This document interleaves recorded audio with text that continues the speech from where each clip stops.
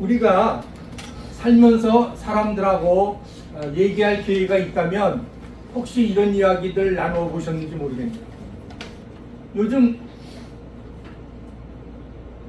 어떻게 사십니까? 혹시 인생의 목적을 발견하시고 의미를 깨닫고 살고 계십니까? 이런 질문을 만약에 한다면, 나누게 된다면 대답하기가 쉽지 않을 거예요. 보통 우리 이제 오래간만에 만나는 친구들이나 이제 이웃을 만나면 그냥 하루하루 열심히 삽니다. 건강한 게 제일이죠. 뭐 특별한 거 있습니까? 이렇게들 얘기하고 그냥 아프지 않고 건강하게 살면 좋겠습니다. 이렇게 얘기를 합니다. 그런데 사실은 그런 이제 대답 뒤에는 인생의 의미나 목적이나 그런 거 생각해보지 않고 살고 있습니다. 그런 일이에요.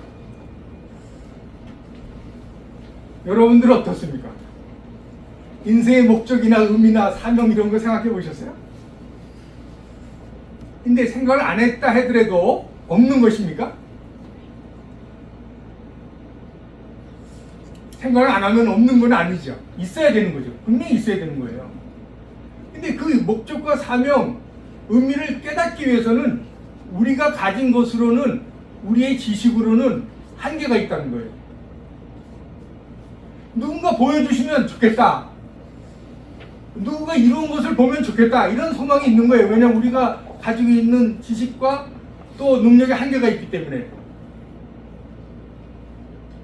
그래서 오늘 하나님의 말씀을 보고 듣고 하나님의 목적을 이룬 모세를 통해서 모세가 하나님의 목적을 이루면서 삶의 의미를 깨달은 거예요.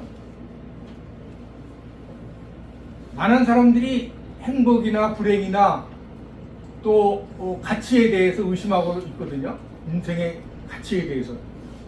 근데 이제 그 터키에 갔는데 터키 선교사님이 이제 터키의 아주 교부, 초대 교부 이냐시우스의 말을 인용하더라고요. 우리가 행복을 쫓아가다 보면 허상을 쫓는데 이냐시우스가 그렇게 얘기했다는 거예요. 하나님을 섬기면, 하나님을 따르면 거기에 다 있습니다. 거기에 행복이 있고 기쁨이 있고 보람이 있고 만족이 있다는 거예요. 그렇게 이제 그 이냐시우스가 말했다는 거예요. 그때 그 말씀이 기억이 나요. 자, 그러면 지금 우리 시대에 이제 점점 이제 세월이 가고 내가 내 인생이 이렇게 끝나는가, 이렇게 허무하게 덧없이 해놓은 것도 없고 좀 이 땅에 이 시대에 기여한 것도 없고 이렇게 끝나는가, 이런 생각이 만약에 든다면 지금 오늘 말씀을 통해서 점검해 볼 필요가 있어요. 그 영상 2개를 준비를 했는데 한번 띄워보세요. 우선 최근에 일어나는 사기 사건에 대해서 한번 좀 보세요.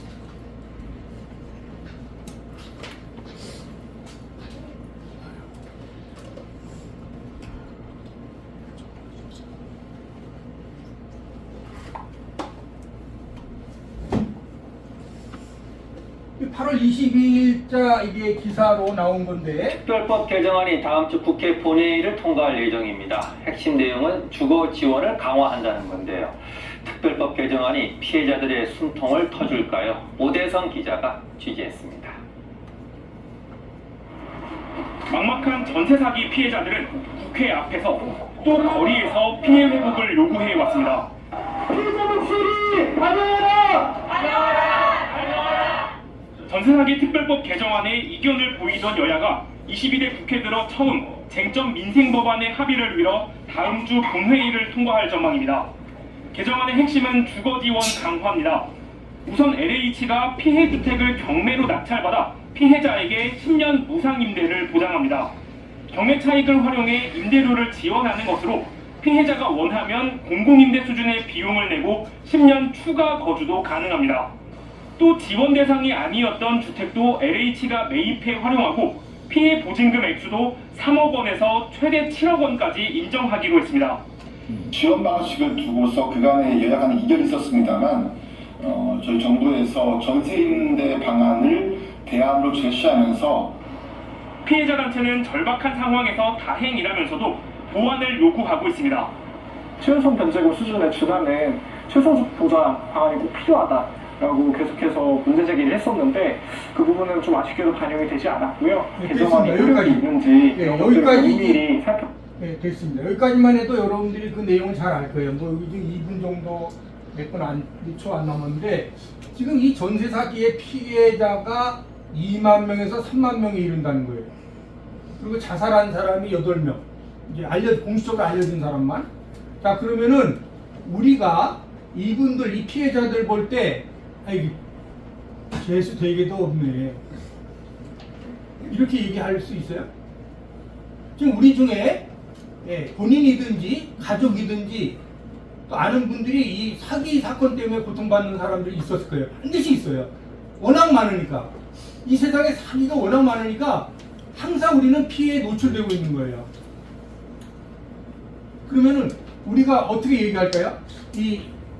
내가 당한 일이 아니니까, 내 일이 아니니까, 에이, 당한 사람 할 수 없지 뭐. 재수 없게 걸렸네. 이렇게 생각하고 넘길까요? 아니면은 아까 그 데모하는 사람처럼 그분들을 위해서 기도할까요? 아니면 그들이 데모할 때 나가서 같이 데모할 수 있을까요? 아니면 이들이 회복할 수 있도록, 외국인도 포함되어 있어요. 이들이 회복하도록 그 법을 만들어 주거나 또 법을 만들 수 있도록 여야가 합의해서 정말로 제대로 이들을 피해를 복구해 줄 수 있도록 계속 청원하고 열심히 나가서 정말 운동할 수 있을까요? 대부분이 쉽지 않아요. 내 일이 아니니까. 또 한 번 당했으면 할 수 없지 뭐. 이렇게 또 한 번 당하는구나 하면서 자기의 실수나 또 무지를 또 한탄하고 또 그러고 넘어가고 이렇게 계속 넘길 수 있나요? 제가 이 영상을 왜 준비를 했냐면 이제 자살한 사람이 8명일 뿐만 아니라 대부분 청년들이에요. 즉 이 청년들이 이 사회에 나와서 처음으로 집을 마련했는데 자기 돈 한 1,000만 원, 또 부모 돈 한 1,000만 원, 2,000만 원 하고 나머지 이제 은행에서 8,000만 원이나 1억을 이제 대출해서 1억 2천을 가지고 전세를 들었는데 주인이 속여서 이렇게 이제 사기를 한 거예요. 근데 이 주인이 그 빚이 있는 거를 공개를 해야 되는데 이 부동산도 그걸 다 볼 수 없대요. 다 확인할 수가 없다는 거예요. 그러니까 주인이 속이고자 하면은 계속적으로 이렇게 전세 사기를 계속해가지고 몇십 채, 몇백 채까지 이렇게 사기를 한 거죠. 자, 그러면은 지금 여기에서 오늘 주제와 우리가 연관되는 내용이 뭘까요? 공의를 위해서 이 땅에 하나님의 법이 적용되기 위해서 나에게 내가 담당할 사명이 있는가? 그런 걸 생각해 보자는 거예요. 얼마 전에 그 학교 폭력으로 죽임당한 그 자녀들 때문에 울부짖으면서 세상을 원망하고 그리고 이제 그 학폭 이후에 그 아들 딸이 죽은 다음에 뭐 가정은 다르지만 그 학폭 피해자 이제 모임에 나가가지고 목소리 크게 내면서 이 학폭을 몰아내자 하면서 데모하고 이걸 이제 그 사회 운동하고 또 법조계 또 뭐 여러 사회에 이제 활동하는 그런 분들의 그 이야기를 들었는데 인생이 망가졌다는 거예요. 근데 그 과정에서 뭘 얘기가 나오냐면 내가 돈 벌기 위해서 일하기 위해서 자녀들에게 신경을 못 썼다는 거예요. 그러니 이 사회의 무정한 학폭이라든가 비참한 현실도 몰랐고 내가 돈을 벌어서 자녀들 학비만 내주고 용돈만 주면 내 할 일을 다 했다고 생각했는데 기도해 본 적도 없고 공의의 법에 대해서 연구해 본 적도 없고 그리고 피해만 안 당했으면 좋겠다 이렇게 그냥 안절부절하지만 무사한 일주의로 넘어갔으면 좋겠다 이렇게 생각하고 있는 거예요. 대부분이. 나에게는 불행한 일이 안 닥치면 좋겠다 이렇게 생각하면서 살고 있다는 거예요. 우리는 지금 얼마나 무책임한지 몰라요. 우리 인생이.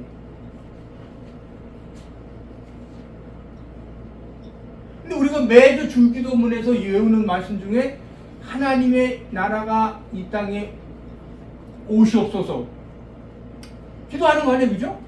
하나님의 통치, 하나님의 법이 이 땅에 이루어지는 그러한 공의 나라가 오도록 기도하는 거 아니에요, 우리가 매주. 근데 실제로 그 일을 위해서 우리가 힘쓰지는 않고 있다는 거예요. 기도를 찾지 않는다는 거예요. 자, 그럼 다른 영상 한번 또 보겠습니다.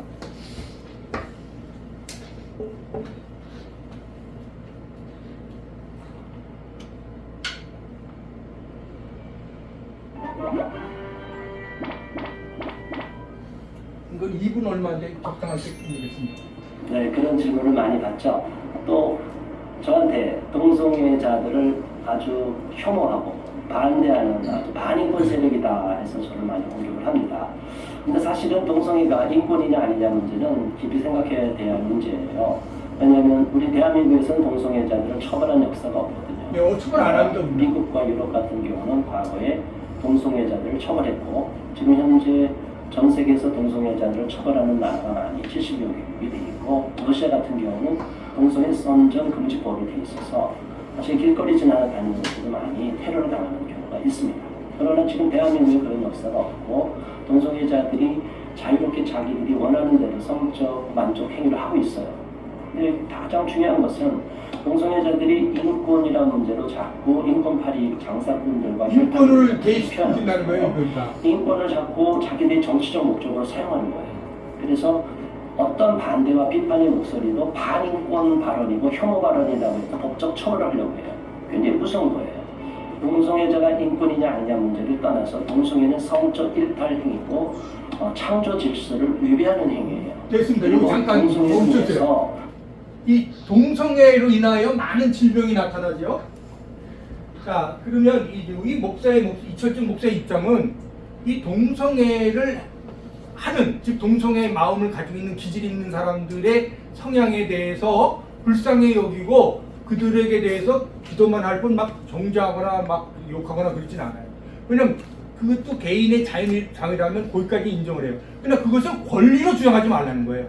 제도적으로 만들지 말라는 거예요. 왜냐하면 동성 결혼 제도를 만들게 되면은 정상적인 결혼 제도에 대해서 상대 비교 대상이 되고, 그리고 자녀를 낳지 않거나 뭐 자기들 이제 입양하거나 뭐 그렇게 하지만은 전통적인 결혼 제도, 즉 남녀 결혼은 원래 남녀가 결혼하게 돼 있어요. 창조 질서 안에서. 그때 이렇게 되면 인류가 무너진다는 거예요. 그래서 자꾸 내가 여러분 얘기한 것이 120년 지나면 만약에 결혼 안 하게 되면 인류가 무너진다 이거예요. 그 때문에 우리 가족이나 자녀들 중에 이런 동성 성향이 있으면 기도하고 그리고 설득하고 전문가에게 맡겨서 고치도록 해야 되고, 만약에 그 성향 때문에 고통받으면 다른 방법을 찾아야 돼요. 뭐 독립적으로 살든지 아니면 특별한 직업이나 또는 학문이나 기술이나 다른 걸 전념해서 잊어버릴 수 있도록 연구를 많이 해야 됩니다. 지금 굉장히 심각합니다. 처음엔 뭐 LG TV 했다가 지금 뭐 40여 개의 성으로 지금 발전하고 있거든요. 자, 그러면 이것도 내일이 아니라 그냥 그대로 그냥 방치할까요? 이 병이, 이 동성애가 에이즈하고 관계가 굉장히 깊어요. 이것이 이제 군대에서 지금 뭐 학문 성교 뭐 이런 얘기 나오는데, 군대 안에서는 지금 우리나라에서는 아마 그것을 금지할 거예요. 근데 이것이 인권이고 자유고, 그리고 이것이 세력이 되면 안 되는 거예요. 제도적으로 법적으로 보호할 수는 없는 거죠. 왜냐면 인류가 망하고 하나님을 거역하고 하나님을 무시하는 행위거든요. 근데 우리가 여기 무관심해요, 대부분. 내 일이 아니라는 거예요. 내 자녀 일이 아니라는 거예요. 지금 우리가 이렇게 무관심하게 살고 있습니다. 그러면 저는 어떻게 살고 있느냐? 이 주효선 목사님하고 제가 친구예요. 뭐 페이스북 친구일 뿐만 아니라 이제 그 모임에도 이제 나가고 이분을 지원하고 그러고 있어요. 적극적으로 활동하죠. 그리고 그 아까 이제 이 전세 사기 이거에 대해서는 제가 끊임없이 그 전세 사기뿐만 아니라 이 공의를 위해서 제가 하루에 30분 기도한다면 이 사회 공의와 공정한 선거제도, 정치인들의 양심, 이런 부분에 대해서 제가 몇 분간 끊임없이 기도하고 있어요. 그것도 하나님 기도할 힘을 기도하기를 원하시니까 끊임없이 기도하라고 말씀하십니다. 여러분도 아마 할 겁니다. 그는 이제 우리가 이제 구체적으로 인생의 목적, 의미, 이것을 하나님의 목적을 발견한 모세를 통해서 제대로 한번 정리해 보길 원합니다. 자, 오늘 말씀 보게 되면 출애굽기 3장 1절에서 10절 보게 되면 이제 모세가 장인 미디안 제사장 이드로의 양떼를 치고 있을 때였습니다. 미디안이라고 하면은 지금의 사우디아라비아 쪽이에요. 홍해 건너편이죠. 근데 그곳에서 이제 그 양떼를 치고 있는데 치다 보니까 이제 호렙산 가까이 이르게 됐는데 이 호렙산이 시내산이라고 그러죠. 호렙산을 시내산이라고 얘기해요. 근데 지금도 시내산이 애굽에 있다고 믿는 사람이 많아요. 그러나 성경은 분명히 시내산이 사우디아라비아에 있다고 그랬어요. 아라비아에 있는 시내산 이렇게 분명히 얘기하고 있는 거죠. 근데 모세가 이제 그 호렙산에 이르게 됐는데 떨기나무 가운데서 천사가 나타나 모세에게 말하고 있다는 거예요. 나타났다는 거예요. 근데 이 떨기나무에 불이 붙어 있는데 타지는 않는다. 특히 이 출애굽기에는 많은 기적이 이제 등장합니다. 불과 연기, 지금 떨기나무, 그 다음에 10가지 재앙, 그 다음에 홍해를 건너는 사건, 그 다음에 이제 요단강을 건너는 사건, 수많은 기적이 나타나는데 여러분들은 관심 있게 듣는지 모르지만 이 출애굽에서 기적이 없었다면 이 출애굽이 형성이 안 돼요. 그만큼 하나님이 기적과 천사를 통해서 역사했다는 걸 이 출애굽에서 많이 볼 수가 있어요. 근데 여러분이 어느 순간 말씀 듣다 보면은 이 기적과 천사에 대해서 얘기를 못 듣는 경우가 있어요.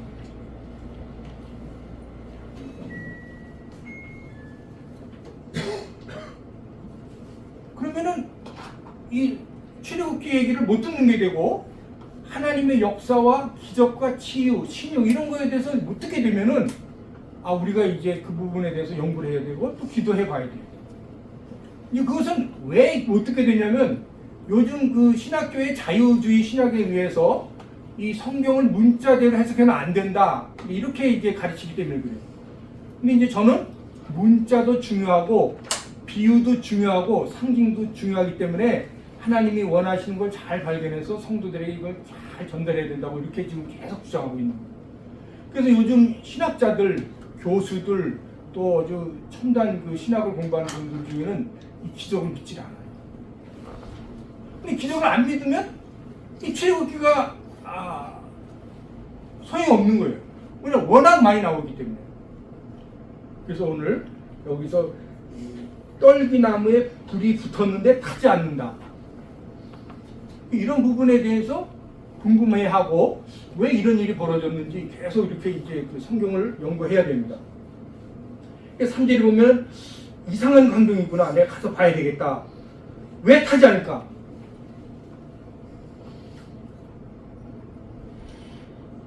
근데 4절에 보면은 여호와께서 모세가 자세히 걸어오는 것을 보시고 부르셨어요. 모세가 여기 있습니다. 5절 가까이 오지 마라. 내가 서 있는 곳은 거룩한 땅이니 신발을 벗어라. 이렇게 얘기하죠. 우리가 신발을 신고 있고 또 침을 뱉지만 하나님이 지으신 이 땅이 거룩하다고 생각해 본 적이 있어요? 그래서 이제 외국에 가게 되면 중국인이나 동양인이 많이 오는 데 보면 붙여 있어요. 침 뱉지 마십시오. 가끔 보여요. 유럽에 가게 되면 침 뱉지 말라고. 이스라엘에 갔더니 이제 그 아프리카에서 오신 그 성도들이 신발을 벗고 다니더라고요. 거기에 모래가 많고 자갈이 많은데 신발을 벗고 다녀요. 그래서 전 너무 감동했어요. 특히 아프리카 그 흑인 성도들이 이렇게 신발을 벗고 다니더라고요. 정말 부끄러웠어요. 난 못 벗겠는데 발이 아파서 못 벗겠는데 그들은 받고 다녀요. 아마 이런 그 은혜가 있기 때문에 그런 것 같아요. 그런데 여기서 왜 하나님께서 모세를 부르셨다는 거예요? 6절, 나는 내 조상의 하나님 아브라함과 이삭과 야곱의 하나님이다 하고 말씀하셨을 때 모세가 자기 얼굴을 숨겼죠. 그리고 두려워해서 숨겼다는 거예요. 얼굴을 가렸다는 거예요. 왜 모세가 두려웠을까요? 모세는 애굽에 있을 때 애굽 공주의 이제 아들로 인정받아 귀하게 자라면서 애굽의 모든 문물과 언어를 익히고 아주 탁월한 이제 장래가 촉망된 지도자로 이제 세워지고 있는데 40세가 된 때 자기 동족을 좀 살펴보려고 나가 보니까 히브리인 동족이 그 애굽 사람하고 싸우고 있는 거예요. 그래가지고 자기가 중재한다고 갔는데 흥분해가지고 자기 동족을 지킨다고 하는 것이 그 괴롭히는 애굽 사람을 쳐서 죽였어요. 그럼 모세가 가서 무섭버렸어요. 여러분 어떻게 생각하세요? 이 모세가 의롭다고 생각하세요? 힘이 있다고 생각하세요? 자기 동족의 억울함도 생각해야 되지만 애굽 사람의 생명은 가벼운 것입니까? 애굽 사람이 잘못했더라도 애굽 사람이 피를 흘리고 죽여야 할 만큼 중했을까요? 잘 모르죠, 우리는. 그러나 피를 흘리면 반드시 피의 대가를 치러야 되고 하나님께서 살인하지 말라고 분명히 말씀하셨는데 그렇게 싸우는 중에 때린 것이 얼마나 세게 때렸으면 죽일 정도로 애굽인을 살인했다는 거죠. 여기에 어떤 정도를 넘어선 선을 넘어선 어떤 문제가 있었던 거예요. 그래가지고 들켜가지고 이제 바로 왕에게 알려지고 이제 붙잡아라, 모세를 죽여야 되겠다. 이래가지고 찾는 중에 이제 도망간 거예요, 미디안. 지금 거기에서 그 제사장 딸을 만나고 그리고 결혼하고 그리고 제사장의 이 가축을 치우고 있는데 지금 하나님이 나타나신 거예요. 그러니 모세가 두려울 수밖에 없는 거예요. 왜냐하면 애굽의 왕을 피하여 도망왔죠. 살인을 저질렀죠. 자기 가족이나 친족이나 지금 다 떨어져서 외로워졌죠. 사람은 평생 두렵게 살게 돼 있어요. 갑자기 집에 등교편이 온다. 또 갑자기 경찰이 찾아왔다. 갑자기 뭐 한 10년, 20년 연락 없는 친구가 싸우고 해결한 친구가 찾아왔다. 뭐 여러 가지 사건이 있을 때 두렵단 말이에요. 그런데 왜 두렵죠? 갑자기 지은 죄도 없고 뭐 생각나는 죄도 없는데 우리는 두려운 거예요. 두려우니까 사기꾼들이 그걸 이용하는 거예요. 여기 검사실인데요. 언제까지 나오셔야 되겠어요? 만약에 나오시기 싫으면 제가 전하는 이 방법대로 먼저 은행에서 송금하시고 그 다음에 그 영수증 가지고 보내세요. 뭐 이런 식으로 공갈 치는 거예요. 여러분 두려운 일이 없습니까? 죄도 생각 안 나고 다 갚았는데 누가 갑자기 경찰이 찾아오고 검사가 뭐 연락 오고 뭐 이러면 두려울 수 있는 거예요. 왜냐면 본능적으로 두렵고 또 우리가 알게 모르게 지은 죄가 있으니까 나는 항상 두려운 거예요. 예를 들면 제가 이제 이태리나 이제 이스라엘 가잖아요. 항상 두려웠어요. 제가 여러 번 고백했어요. 왜 두려울까요? 첫째, 상실감, 잃어버릴까봐 두려웠고, 누가 해칠까봐 두려웠고, 그리고 불행한 일이 터질까봐 두려웠어요. 항상 두려워요. 갔다 오면 또 한숨 이제 쉬면서 하나님이 지켜주셨구나, 하나님이 이렇게 보여주셨구나, 이렇게 이제 생각하면서 이제 안도감을 자꾸 그렇습니다. 여러분들은 두렵지 않습니까? 저는 두려워요. 왠지 이렇게 두려워요. 믿음이 없다고 얘기해도 좋아요. 저는 두려워요. 솔직히 두려워요. 그래서 저는 믿음이 필요했던 사람이에요. 그래서 저는 하나님의 은혜와 구원이 필요했던 사람이에요. 두렵기 때문에. 근데 이 문제를 계속 해결해 가고 있어요. 점점 이제 좀 줄어들긴 해요. 두려운 이 모습을 하나님이 아셨죠. 하나님이 모세의 두려운 모습을 아셨어요. 내가 내 조상의 하나님 아브라함과 이삭과 야곱의 하나님인데 내가 보니 지금 내 민족이 너의 동족이 지금 애굽에서 신음하고 울부짖고 있더라. 내가 이것을 생각해서 그 언약을 생각해서 내가 내려왔노라. 모세 얘기 나하고 무슨 상관이 있을까요? 하나님 지금 무슨 얘기 하십니까? 그렇게 생각하면서 혹시 궁금할 거예요. 내가 너를 바로에게 보내. 내가 애굽에서 고통받는 사람들을 구원해 내려고 한다.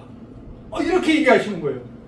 처음 만나셨는데 오래간만에 그것도 40년 만에 만난 거예요. 40살 될 때는 이제 거기서 하나님의 이제 관계가 있을 거죠. 어머니도 누나도 이제 연결이 됐으니까. 근데 지금 40세에 이제 도망와서 지금 하나님을 만날 때가 몇 살이죠? 80세야 80세. 80세에 지금 하나님 나타나신 거예요. 그러니까 하나님이 40년이라는 세월 동안 광야에서 모세를 변화시킨 거죠. 깨닫게 하신 거죠. 그리고 이제 하나님의 음성을 들을 그 귀를 주신 거죠. 그리고 또한 모세가 저지른 살인죄 그리고 교만에 대해서 하나님이 품어주신 거죠. 그러니까 하나님이 품어주시지 않으면 우리 인간의 그 교만과 인간의 용서는 항상 부족해요. 그래서 이제 하나님이 모세에게 가라. 내가 너를 바로에게 보내 애굽에서 고통받는 내 민족을 구원해 내도록 내가 너를 선택했다 이렇게 말씀하십니다. 이후에 어떻게 되죠? 어떻게 됩니까? 도대체 모세가 누군데요? 도대체? 모세는 원래 이제 애굽으로 건너온 야곱의 후손 중에 레위인들끼리 결혼해서 태어난 아이죠. 남자도 레위인, 아내도 레위인끼리 결혼해서 태어난 아이입니다. 이것은 또 하나님의 그 깊은 의미가 들어있어요.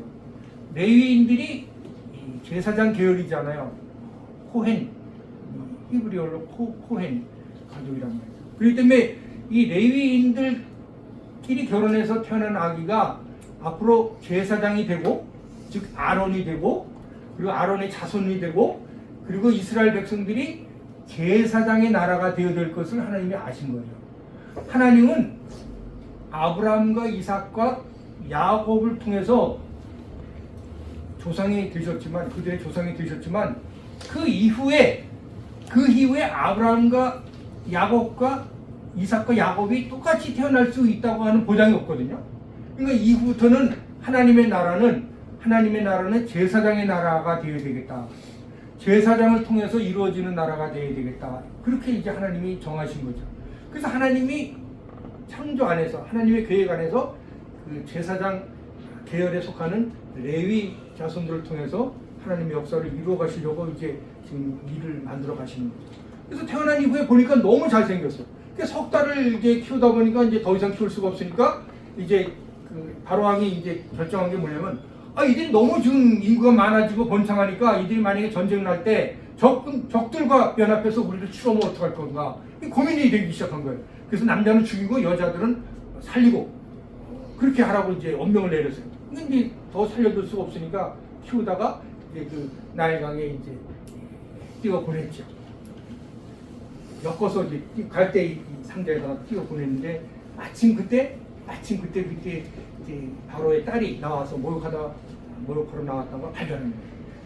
이렇게 돼서 이제 모세가 건진받고, 그래서 모세라는 것은 물에서 건진받았다 그런 의미라고 그러죠.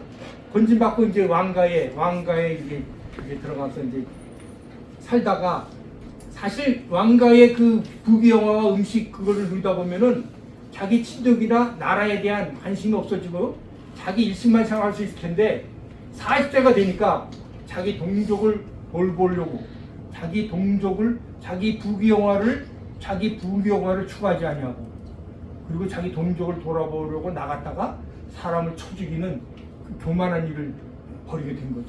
이후에 이제 이 광야에서 이제 그 목동이 돼가지고 그리고 이제 인생이 끝나는가 했는데 하나님이 나타나신 거예요.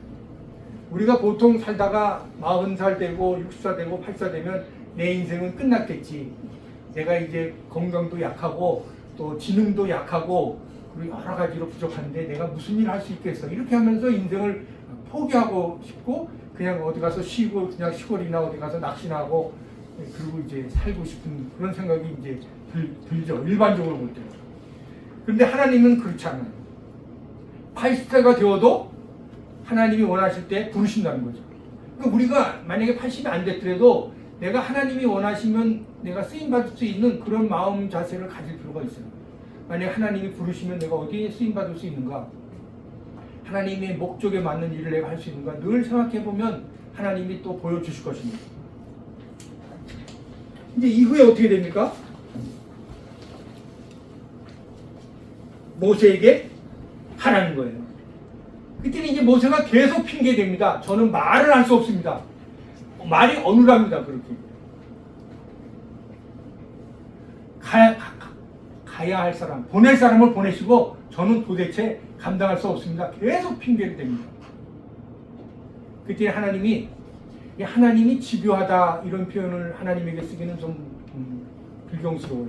그냥 하나님이 절대 양보 안 하시는 분이에요. 그냥 하나님은 완전하시고 그리고 장래를 보시는 분이기 때문에 하나님의 목적을 달성하기 위해서 하나님이 절대 양보 안 하세요. 가라 그랬으면 사실은 가야 되는 거예요. 근데 계속 모세가 핑계를 댑니다.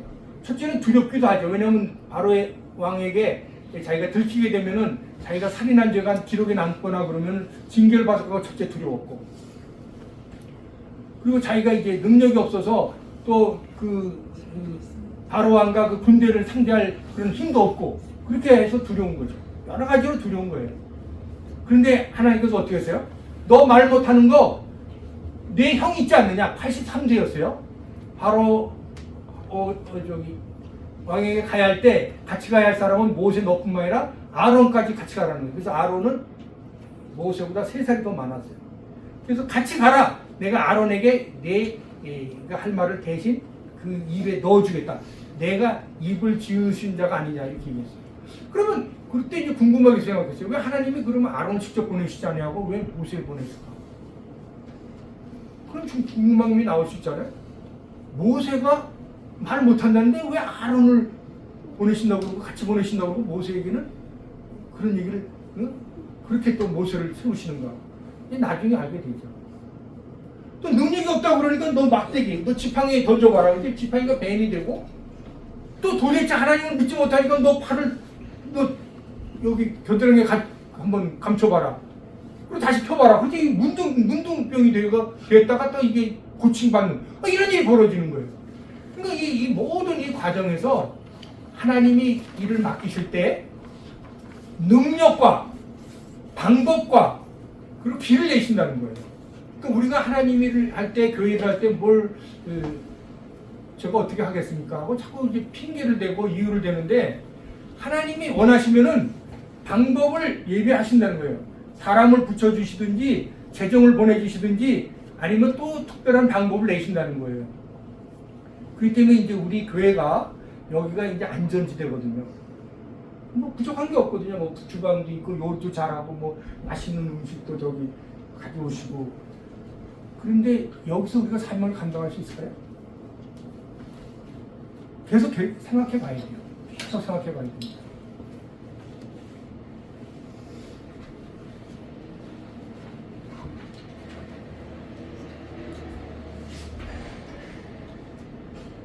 결국 모세는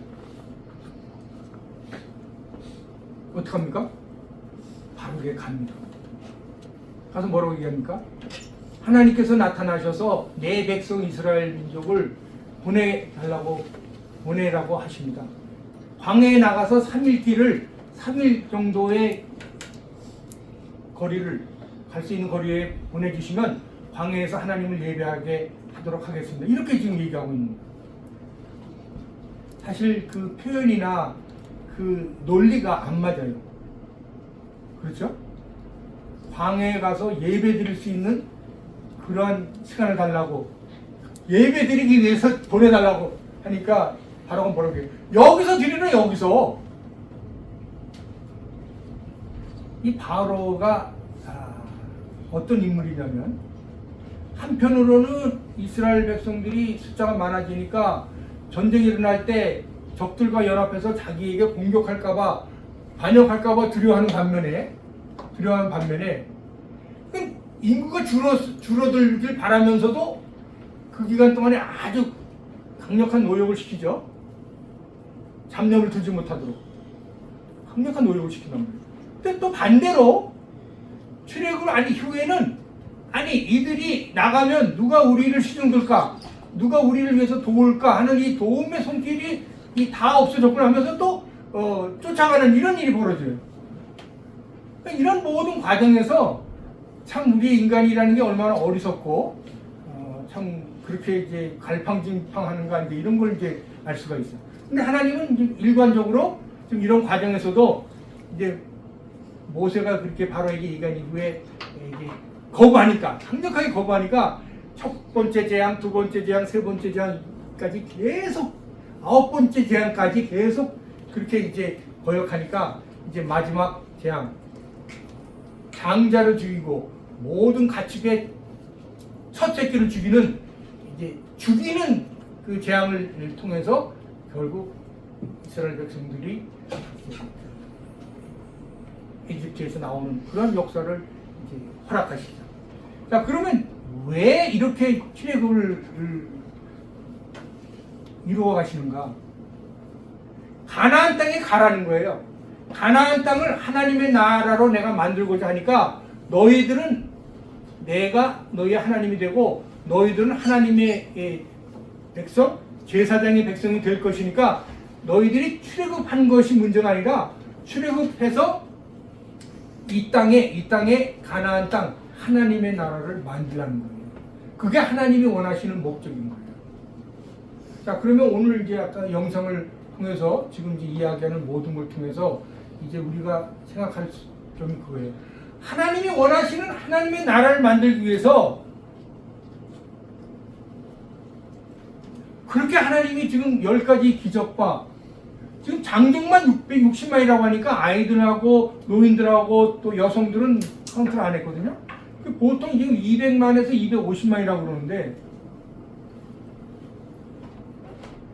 그거 엄청난, 그걸 뭐라고 그래? 이 대하소설? 스케일이 넓은 그 영화?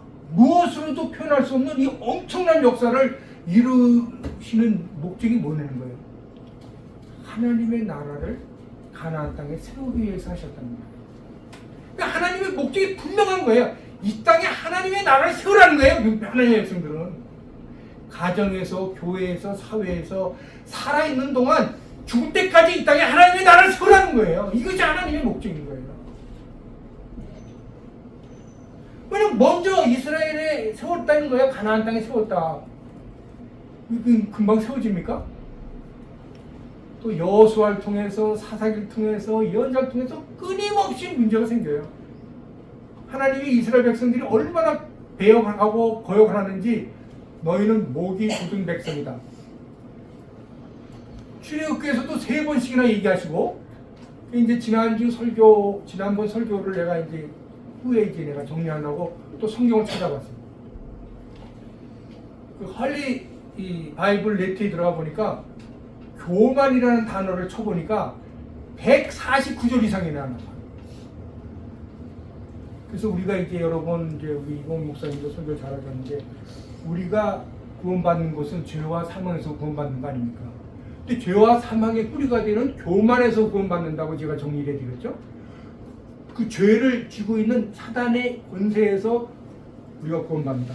그러니까 사단의 권세는 죄란 말이에요. 죄의 뿌리는 교만이란 말이에요. 교만은 하나님을 거역하고 하나님과 같이 되고자 하는 그 창세기 4장 3장 1절에서부터 나온 얘기를 제가 해드려가지고 정리를 쭉 했었잖아요. 그래서 그 후에도 생각한 것이 뭐냐면 끊임없이 인간은 교만하다는 거예요. 어린아이도 교만하고 나이 든 분도 교만하고 온 세상이 교만해요. 모든 교만이 싸움과 분쟁과 갈등과 이렇게 지금 전쟁을 일으키는 거죠. 잘 생각해 보세요. 다 교만해. 하나, 이 이철준 목사를 포함해서 다 교만해. 그걸 인정할 때가 와야 돼요. 내가 언제쯤 목을 굽히고, 여러분, 성공해 보세요. 부자가 돼 보세요. 금방 달라져. 금방 달라져요. 교회에서 장로를 세웠는데, 장로가 세운 다음에, 금방, 장로입니다, 목사님, 금방 얘기를 해. 제 목사님이 세워주셨는데도 목사한테 이 장로입니다 하면서 금방 대적해요. 얼마나 고민하는지 몰라요. 제가 아는 그 스승 중에 한 분이 축구바 대학에서 한국에서 2호 공학 박사학위를 받았어요. 근데 그때 2호 공학 박사를 받으니까 공항에 많은 기자들이 몰려 나왔어요. 그래서 4, 50년 얘기예요. 이분을 내가 미국에서 만났어요. 근데 미국에서 만났는데 이분에 대해서 한국 얘기를 하는데 그분이 교만하시는 거예요. 장로님인데. 그분이 이제 그 교만에 대해서 잘 몰라요. 알고 보니까 공항에서 기자들이 나와가지고 취재하면서 그분이 갑자기 붕 떠가지고 영혼이 딴 나라로 가버렸어요. 교만의 영이 꽉 찼어요. 평생 교만하게 살다가 돌아가셨어요. 제일 무서운 게 교만이에요. 교만이 우리를 죽이고, 교만이 우리를 범죄하게 하고, 교만이 우리를 불행하게 만들어요. 잘 생각해 보세요. 계속적으로 제가 이 부분에 대해서 연구를 더 하겠지만, 우리 모두 교만합니다. 그걸 아시는 거예요. 안 그래요? 우리 중에 논쟁을 많이 하고 판단 많이 하고 남 흠보는 사람 보면 다 교만해요. 정말 교만해요. 근데 예외가 없어요. 죄부터 교만했으니까. 지금도 여전히 고쳐야 되니까. 정말 심각합니다. 이것이 신앙의 문제예요. 핵심적인 문제예요. 사단이 교만을 사용하고 교만하게 만들어 버립니다. 망하게 만든단 말이에요. 우리를 망하게 만들어요. 이 부분에 대해서 연구를 많이 해야 되고, 이 부분을 해결해야만이 여러분들이 은혜를 입어요. 교만하면 반드시 하나님의 징계를 받습니다. 이렇게 해서 이스라엘 백성들이 이집트에서 나오게 되는데, 그것이 430년이라는 세월이 지나서. 근데 이것이 430년이 지난 후에 나왔는데, 이것을 하나님이 이미 창세기 때 아브라함에게 얘기를 했어요. 너의 후손들은 애굽에서 400년 종살이 된 이후에 나올 것이다. 이미 또 아브라함에게도 얘기를 했어요. 근데 아브라함이 그걸 이해를 했을까요? 아브라함 시대부터 지금 400년 이후의 이야기인데, 아브라함이 살고 또 이삭이 살고 야곱이 살고 요셉이 살고, 우리 거기서도 벌써 몇백이 지났잖아요. 그 후에 다시 요셉 이후에부터 430년이니까 500년, 600년이나 지나는 세월이 지나는 동안에 아브라함에게 이미 벌써 얘기를 하시는 얘기예요.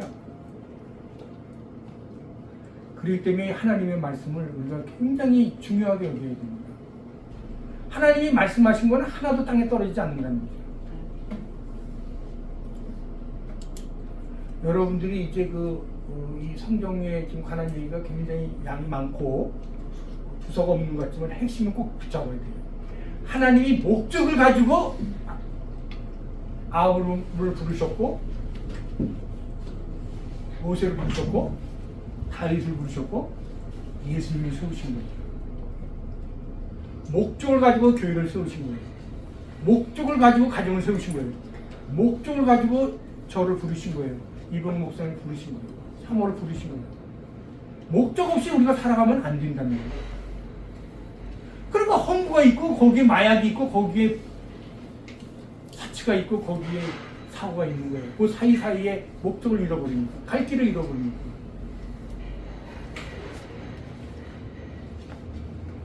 자, 그럼 이 목적을 이루기 위해서는 법이 필요한 거예요. 이제 어떤 일이 일어납니까? 이제 하나님께서 이제 출애굽한 이후에 이제 홍해 바다도 걸으시고 마른 땅을 건너게 하시고 이제 가나안 땅으로 이제 들어가기 위한 모든 준비를 다 이제 하십니다. 그런데 정탐꾼을 보냈는데 12명 보냈는데 10명이 와가지고 딴소리를 해. 거기 절대 못 들어갑니다. 우리 가면 다 멸망합니다. 이렇게 얘기를 하니까 하나님이 그래? 그러면 너희들은 광야에서 40년간 한번 고통을 좀 당해봐. 1세대 외에는 전부 다 못 들어가게 하시고 갈렙과 여호수아 외에는 못 들어가게 하신 거예요. 1세대. 심지어 모세계까지도 너는 못 들어간다. 왜냐면 마지막으로 하나님의 영광을 드러내지 않아서 못 들어갑니다. 이 모세도 하나님이 이 지상에서 지면에서 가장 온유한 사람이라고 말씀하셨는데 가만히 정리하다 보니까 엄청 교만한 거예요. 그런데 이스라엘 사람들에게는 모세를 이스라엘에서 가장 중요하게 여기는 인물들이 여러 명 있어요. 아브라함과 모세와 다윗이에요.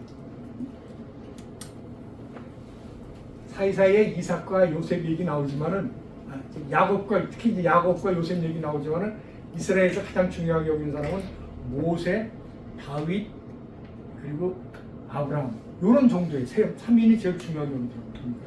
모세 얘기 많이 해요. 근데 모세가 교만한 증거가 애굽 사람을 죽인 거 외에도 2번이나 더 있었어요.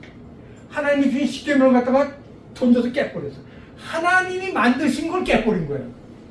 왜 깨버렸을까요? 이스라엘 백성들이 우상 숭배하니까 금송아지 우상 숭배를 하니까 깨버린 거예요. 근데 이걸 누가 만들었다고요? 하나님이 직접 만드신 거예요. 아니 우리가 아무리 화가 났다 하나님이 만드신 걸 깨버려? 웃음이 나오더라고 속으로. 야 이런 일이 있었구나 성경이고. 모세가 이렇게 화가 난다고 하나님이 만드신 이 십계명을 깨버리는구나. 근데 거기서 끝난 게 아니에요. 마지막에 또 백성들이 원망하고 그렇게 물 때문에 하니까 마지막에도 내가 물을 내려 하면서 바위를 2번 쳤어. 한 번만 쳐도 되는데 거기서 하나님이 화가 나셨어. 내가 마지막에 하나님의 영광을 드러내지 않아서 너는 그것 때문에 너는 가나안 땅에 못 간다. 근데 거기서 멸망받아가지고 죽어야 되는데 아브라함이 죽어가지고 120세 죽었는데 무덤을 못 찾는 거예요. 무덤 못 찾는 거예요. 그럼 뭘 의미하는 거예요? 아브라함을 인정하시고 하나님이 데려가셨다는 거예요. 이 땅에 모세의 무덤이 없어요. 이제 그쪽 느보산 이제 모세가 내려다본 그 지역에 이제 모세의 우물도 있고 이제 그 유적들이 있거든요. 지금 모세 이전의 시대 사람들 선지자들의 무덤이 많이 있는데 모세 것이 없다는 것은 너무나 놀라운 거죠. 압살롬의 무덤도 있고 뭐 다윗의 무덤도 있고 다 있는데 모세의 무덤이 없는 거예요. 그래서 하나님이 그럼에도 불구하고 모세를 거두어 가셨구나 그런 것도 발견하게 됐습니다. 자 그러면 하나님의 목적을 위해서 필요한 게 또 있는 거예요. 그래서 이제 질문을 만들어 봤죠. 하나님, 그러면 하나님의 나라를 세우기 위해서 출애굽한 거 외에 또 목적이 또 있습니까? 또 있다는 거예요. 그것은 너희가 언약의 백성, 제사장의 백성이 되기 위해서는 하나님의 법을 분명히 알아야 된다는 거예요. 그것이 뭐죠? 십계명입니다. 그래서 이제 출애굽기 16장에 보면은 19장에 보면은 출애굽기 19장 보겠습니다. 출애굽기 19장 여기도 있는데 한번 올려주세요. 19장에서 몇 절 읽겠습니다. 이스라엘 백성들이 이집트를 떠난 지 석 달째 되는 날, 그날에 그들은 시내 광야에 도착했습니다.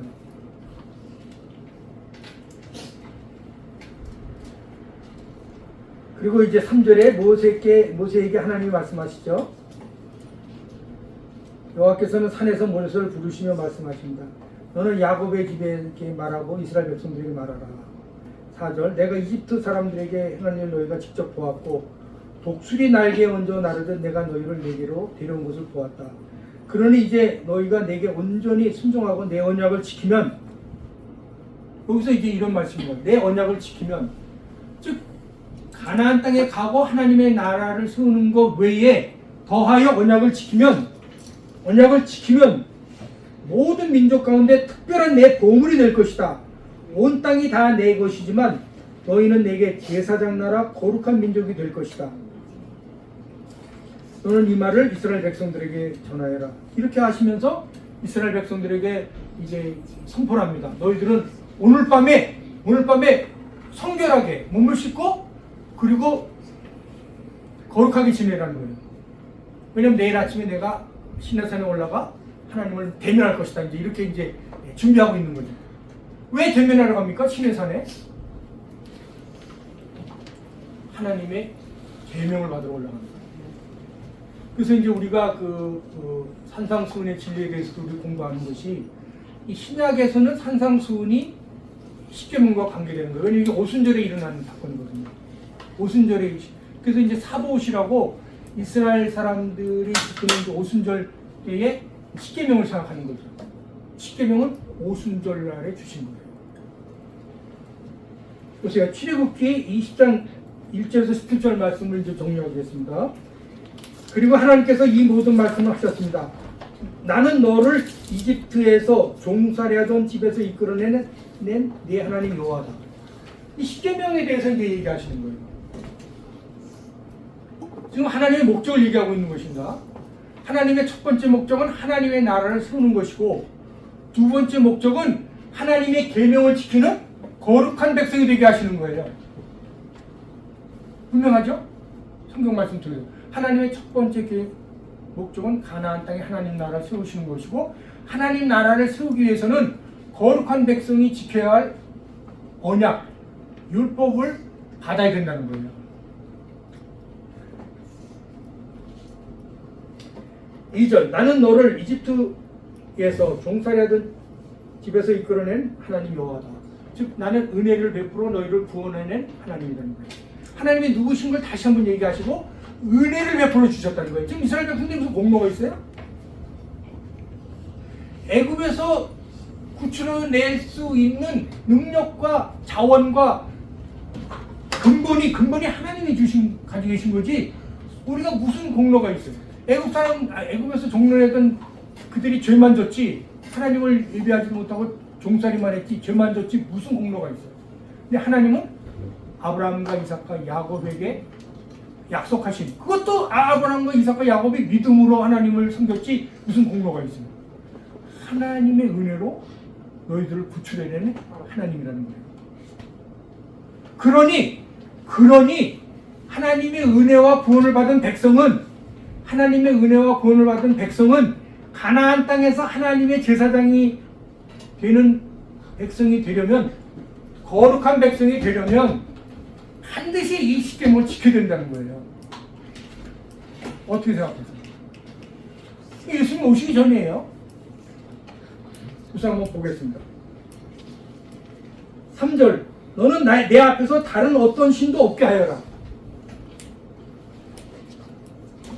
4절, 너는 내 자신을 위해 하늘에 있는 것이나 땅에 있는 것이나 물속에 있는 것이나 어떤 형태로든 우상을 만들지 마라. 1계명은 다른 신을 섬기지 마라. 2계명은 우상을 만들지 마라. 그리고 이제 5절과 6절은 이제 그 설명을 하시죠. 그 다음에 7절로 갑니다. 너는 내 하나님의 여호와 이름을 함부로 망령되이 말하지 말라. 여호와 이름을 함부로 갖고 함부로 들먹이는 자들은 죄 없다 하지 않을 것이다. 여기 세 계명이 나왔어요. 하나님 외에 다른 신을 섬기지 마라. 우상을 섬기지 마라. 하나님의 이름을 함부로 부르지 마라. 그 다음에 네 계명으로 합니다. 8절, 너는 안식일을 개혁하여 거룩하게 지켜라. 네 계명입니다. 자, 그러면 이 하나님 외에 다른 신을 섬기지 마라. 즉 돈을 섬기지 마라. 그렇죠? 내 부귀영화를 섬기지 마라. 말이 되는 거예요. 그러니까 우리가 아까 그 전세 사기, 또 동성연애, 하나님 외에 다른 것을 섬기고 있는 거예요 지금. 그렇죠? 그럼 그 첫째, 두 번째, 세 번째, 네 개의 명도 중요한데 그 후의 계명도 아주 자세하게 말씀하십니다. 5계명 12절, 내 부모를 공경하여라. 그럼 내 부모에 해당하는 선배, 사장, 또 부모님의 친구, 부모만 섬겨요? 부모님의 친구도, 친척도, 형의 친구도 섬겨야죠. 이것이 하나님과 이웃과의 중간에 윗사람이 딱 있는 거예요. 부모님이 계십니다. 하나님과 이웃 사이에. 그 다음에 6계명. 살인하지 말라? 근데 지금 살인하고 있죠. 그러니까 하나님을 섬기고 4계명부터 5계명부터 계속 지키면 살인하면 안 되죠. 즉 복음의 핵심은 사랑하라는 거예요. 사랑은 해치지 말라는 거죠. 남에게 해치지 말라는 거예요. 이것이 하나님의 나라에 속한 제사장 백성의 자세라는 거예요. 근데 이게 원래 이스라엘 사람들에게 주어졌어요, 처음에. 근데 이게 우리에게 넘어온 거예요, 예수님을 통해서. 근데 우리는 거룩하고 살고 싶지 않은 거예요. 우리가 지금 근본적으로 우리의 지금 마음의 자세는 거룩하고 싶지 않은 거예요. 왜냐면 재밌다는 거예요. 죄도 재밌고 간음도 재밌고 도둑질도 재밌고 재밌거든요. 그 끝은 뭐예요? 멸망과 심판입니다. 우리가 멸망과 심판을 자초하고 살아요. 왜? 교만하니까. 그 다음에 보겠습니다. 간음하지 말라. 지금 다시 한번 얘기합니다. 제가 여기 10계명 다 지켜서 이 얘기하는 게 아닙니다. 못 지켜도 중요한 줄 알고 있고 앞으로도 계속 지키고 싶기 때문에 이걸 얘기하는 거예요. 하나님이 이것을 목적으로 삼으신 거예요. 하나님이 이 땅을 지으시고 하나님의 백성들을 선택하신 목적으로 삼으신 거란 말이에요. 하나님의 계명이 지켜야 하나님의 백성이 되니까. 이걸 끝난 게 아니에요. 이것도 못 지키니까 또 예수님을 보내신 거거든요. 간음했기 때문에 수많은 사생아가 태어났고 가정이 파괴됐죠. 우리 주위에 많아요. 우리 주위에 너무너무 많습니다. 자기 가정에도 있어요. 우리 가정에도 있어요. 도둑질 하지 말라. 오늘 도둑질 하는 거죠? 전세 사기 다 도둑질이죠? 자, 그러면 전세 사기만 이게 도둑질입니까? 이들을 잡아들이려고 교도소가 필요하죠? 사법부가 필요하죠? 재판관이 필요하죠? 검사, 판사 필요하죠? 자, 그러면 이 도둑질 때문에 눈물 짓고 자살하는 사람, 피해받은 사람, 그 가족, 형제, 모든 제도, 사법부, 재판관, 교도소, 이게 얼마나 많은 국력의 낭비입니까? 생각해 보셨어요? 하나님의 법을 지키지 않으니까 수많은 사람들이 다 거기에 매달려. 전쟁 때문에 군대가 있는 거예요. 군대 때문에 무기가 있고 총이 있는 거예요. 하나님의 법을 지키지 않으니까 온 세상이 별짓을 다 해. 온 세상이 이렇게 복잡해진 거예요. 하나님의 법을 지키지 않으니까. 아니, 판사, 검사 얼마나 교만한지 아세요? 죄인 때문에 교만한 건 죄인 때문에. 실제도 교만하고. 그들이 하나님 앞에서 무릎 꿇고 눈물 기도한 사람이 있어요? 근데 오늘 기쁜 소식이 있어요. 오늘. 아세요? 오늘 기쁜 소식 꼭 전하고 싶어요. 오늘 우리가 해마다 지원했고 3년간 지원하고 또 올해도 지원하길 바라는 그 물망초 박선영 회장의 남편이 대법관이에요. 이분이 자주 바쁘긴 해요. 바쁘. 이것을 알고 있는지 현직 대법원장이 300그릇이나 오늘 바빴어요. 어제 오늘 사이에. 그게 오늘 기사예요. 현직 대법원장이 부재한단 말이에요. 얼마 처음 있는 일이래. 현직으로서는. 야, 참 너무나 감사해요. 그런 일이 계속 일어났으면 좋겠습니다. 그러니까 우리가 하나님의 말씀을 듣고 설교를 듣는 것이 그날 은혜 받는 게 중요한 게 아니에요. 인생을 관통하는 해답이 되어야 된다는 거예요. 우리가 성경 말씀을 듣고 인생의 문제들을 해답을 못 찾으면은 언제까지 시간이 필요할 거예요. 이 목사 나이가 돼도 이미 벌써 너무 시간을 많이 낭비했어요. 여러분들은 빨리 발견해야 돼요. 성경을 통해서 해답을 발견하고 정말로 거룩한 백성의 법을 내가 소유해야 되겠구나. 예수님을 통해서 정말로 성령을 받고 은혜 안에서 사랑 안에서 이 율법을 지켜야 되겠구나. 그런 수준까지 나가야 되는 거죠. 이렇게 지금 율법이 이렇게 선포가 됐는데 이게 지켰습니까? 그럼 안 지킨다고 해서 이 법이 없는 거예요? 안 지킨다고 해서 이 법이 무효한 겁니까? 그게 아닙니다. 그래서 우리는 반복해서 이걸 공부해야 되는 거예요. 안 지켜도 가르쳐야 된다는 거예요. 실수해도 가르쳐야 된다는 거예요.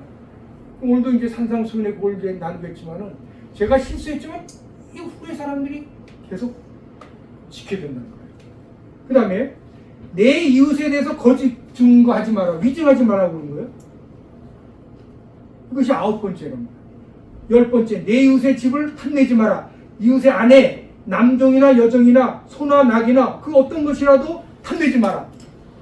도둑질하지 말라의 그 연장이죠. 왜 사이가 나빠지고 갈라집니까? 남의 돈 띄어먹어서 그런 거예요. 형제 돈 띄어먹어서 그런 거예요. 지금 우리가 아는 그 밀라노의 그 집사님도 권사님도 형제간의 원수가 됐어요. 빌려줬는데 안 갚는 거야. 이제 달라고 하니까 뭐라고 얘기하는 줄 알아요? 아니 뭐 형제간에 그 정도도 좀 못 넘어가? 그것도 뭐 1,000만 원, 2,000만 원이 아니고 억대가 넘어가니까 고소했어요. 근데 부모들이 달려들어. 그거가 그 정도도 못 봐주냐고. 아니 우리 돈이 필요한데 지금 무슨 얘기냐고 말이야. 그러면 와서 사정이나 하고 빌든지. 교만하니까 빌지 못해.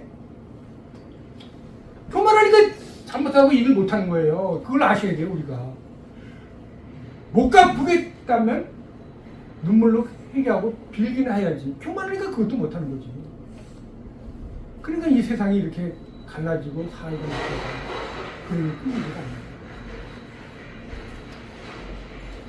자, 이제 모세를 통해서 이 십계명을 가지고 나왔는데 내려왔는데 이 세상에는 어떻게 해요? 우상 숭배라고 난리 났어. 우상 숭배. 쉬운 게 아니에요.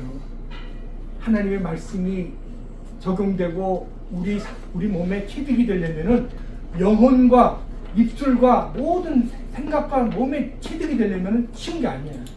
그래서 우리는 끊임없이 예배드리고 설교하고 또 듣고 봉사하고 끊임없이 싸워야 돼요. 자신과 싸우고 악한 영과 싸우고 세상의 불법과 싸우고 불의와 싸우고. 저는 지금 공명선거 운동에 굉장히 관심이 많아요. 아는 분은 아실 겁니다. 그 공명선거에 너무 관심이. 왜냐하면 저는 이 부정선거의 증거를 저는 깨달았거든요. 수많은 학자들이나 지성인들이 그렇게 얘기하는데 지금 먹통이 됐잖아요. 그것이 미국도 그렇고 지금 지난번에 그 아르헨티나도 그렇고 지금 동굴아빠 저기 유고슬라비아라 저기 그 지금 젤렌스키가 있는 동네가 뭐예요? 우크라이나 옆 동네 벨라루시아. 여러 나라에서 부정선거했어요. 근데 그것을 한국에서 만든 기계를 썼다는 거예요. 중국에서 그것을 작동한다는 거예요. 저는 이걸 생각하면 눈물이 나고 제가 여러 번 이걸 때 울고 난 적이 있어요. 그 마음에 맞는 분들한테. 정말 애통할 거예요. 만약에 선거제도 무너지면 그 공산주의 금방 들어옵니다. 여러분들 어떻습니까? 내일이 아니라서 그냥 묵인하시겠습니까? 그냥 눈물로 기도해 보세요. 하나님 이 땅에 공의가 임하도록, 하나님의 나라가 임하도록, 정의가 임하도록, 내 자녀들 어디 가서 사기당하고 매맞지 않고 그 묻지마 폭행당하지 않도록, 이 땅에 사기꾼들 좀 없어지도록, 이 땅에 사기꾼들 좀 없애달라고. 하나님 좀 보여주십시오. 악한 자들 망한다는 걸 좀 보여주십시오. 끊임없이 지금 필요해요. 기도가. 이제 정리하겠습니다. 모세가 마지막 유언을 합니다. 신명기 32장에서 보면은 이제 3절, 4절, 46절에 40절 마지막 유언을 합니다. 그럼 마지막 유언을 들어보면 이제 하나님의 목적도 알았고 이제 거기서 의미도 알게 되는 거예요. 내가 살아야 할 의미, 또 모세가 이제까지 하나님을 섬겨오면서 발견한 의미, 그리고 자기의 사명도 알게 된 거예요. 이제 좀 정리해 보겠습니다. 신명기 32장 3절에 보면은 내가 여호와 이름을 부르리니, 피했잖아요. 도망갔잖아요. 두려워했잖아요. 이제는 여호와 이름을 부른다는 거예요. 하나님의 사랑을 입은 민족이 어디 있느냐? 너희같이 하나님의 사랑과 구원을 입은 민족이 어디 있느냐? 이제는 확신에 차고 담대해진 거예요. 하나님의 이름을 내가 부른다는 거예요. 하나님의 이름을 선포한다는 거예요. 교회에 가라고 선포한다는 거예요. 죽어갈 정원들을 내가 구원해내겠다는 거예요. 내가 입이 어느래서 못하면 내가 전도지 사가지고 내가 나눠주겠다는 거예요. 전도지 책 있잖아요. 책. 그거 살짝 나눠줘 보세요. 제가 지금은 못하는데 제가 수백 권 나눠줬어요. 공항 갈 때 공항에서 만나면 이거 꼭 읽어보세요. 그러면 이제 전도할 시간이 필요 없어요. 그냥 그거 읽어보면 아니까. 그러면 이제 기업가들, 사업가들, 죄인들, 그리고 간증집 있잖아요. 그걸 나눠준 거예요. 수백 권 나눠줬어요. 여행 갈 때마다. 여러분도 할 수 있어요. 다른 방법도 있어요. 다른 방법. 여기서 이 사명을 얘기하고 있는 거죠. 4절 그분은 반석이시니 그분이 하신 일은 완벽하고 그분의 모든 길은 올바르다. 아니 80세 돼가지고 부름받아가지고 그렇게 두려워했던 사람이 발견한 거예요. 하나님은 올바르시다. 그분은 신실하시다. 그분은 반석이시다는 것이 의로우시고 정직하시다. 깨달았다는 거예요. 의미를 깨달았다는 거예요. 내가 하나님을 섬기면서 사명을 감당하면서 목적에 참여하면서 사명도 발견하고 의미를 깨달았다는 거예요. 여러분들이 하나님의 일을 해야 반드시 의미를 깨닫게 됩니다. 하나님의 일을 교회를 위해서 여러분들이 반드시 일을 해야만이 의미를 깨닫게 돼요. 거기에서 보람도 찾고 의미를 깨닫게 됩니다. 46절 내가 오늘 너에게 진지하게 선포한 이 모든 말씀을 마음에 새겨서 너희가 너희 자녀들에게 명령해 삼가 이 모든 율법의 말씀을 지키게 하라. 사명이란 말이에요. 사명 지키게 하라는 거예요. 제가 이 10계명을 이거 얘기하는 게 쉬운 얘기가 아니에요. 저도 못 지켰으니까. 그러나 지키게 하라는 거예요. 설교하라는 거예요. 계속 할 수 있으면 하라는 거예요. 그래야 그 듣고 사기꾼 한 명이라도 줄어들고 회개하고 돌아온다면 그것이 기쁨이라는 거예요. 한 사람이 돌아오면 하나님께 영광이라는 거예요.